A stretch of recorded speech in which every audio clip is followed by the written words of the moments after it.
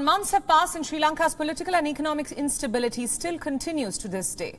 In the latest, the country's election commission chairman has now said that Sri Lanka cannot go for an election until the economic crisis is addressed, further asserting on how even if an election is held, it will only be free and fair if there is a conducive environment to support the same.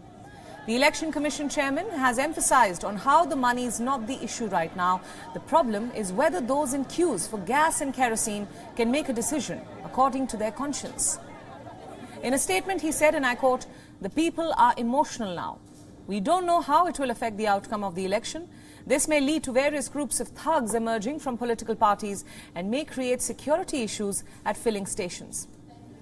Sri Lanka has been grappling with unprecedented economic turmoil. Since its independence from Britain in 1948, the economic crisis has created political unrest in the country, with protesters demanding the resignation of the Sri Lankan president, Gotabaya Rajapaksa.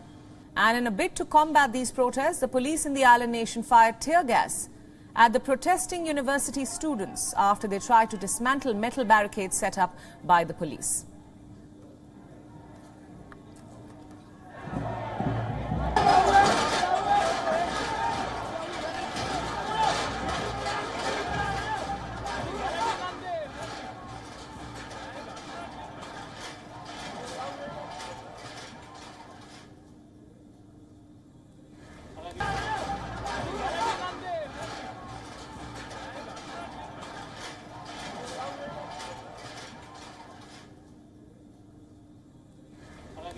Sri Lanka's 22 million people are suffering the country's most serious financial turmoil in 7 decades as of now, and with severe shortages of fuel, medicines and other essentials amid record inflation and a devaluation of the Sri Lankan currency.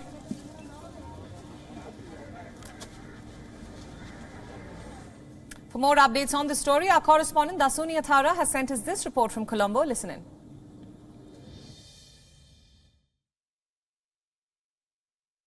Amidst a spiraling economic crisis, Sri Lanka's election body today confirmed that an election will not take place until the crisis situation in the country is contained to some extent. This comes at a time where fuel queues and gas queues continue to be reported across the island, with education authorities now considering to even reduce the number of school days for school children amidst a worsening fuel crisis as well. Talks with the IMF, which are seen as one of the only hopes for Sri Lanka's way out of this crisis, are also expected in the coming weeks. Stay with WION World is One as we bring you the very latest. Reporting from Colombo, I'm Dasuni Athara. WION World is One is now available in your country. Download the app now and get all the news updates on the move.